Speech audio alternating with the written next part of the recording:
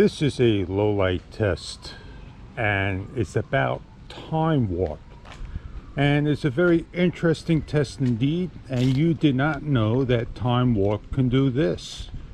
Oh yeah, so as I put this video together, you see me filming.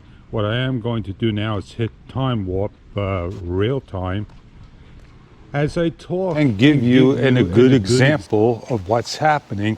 GoPro really listen to the consumer, me.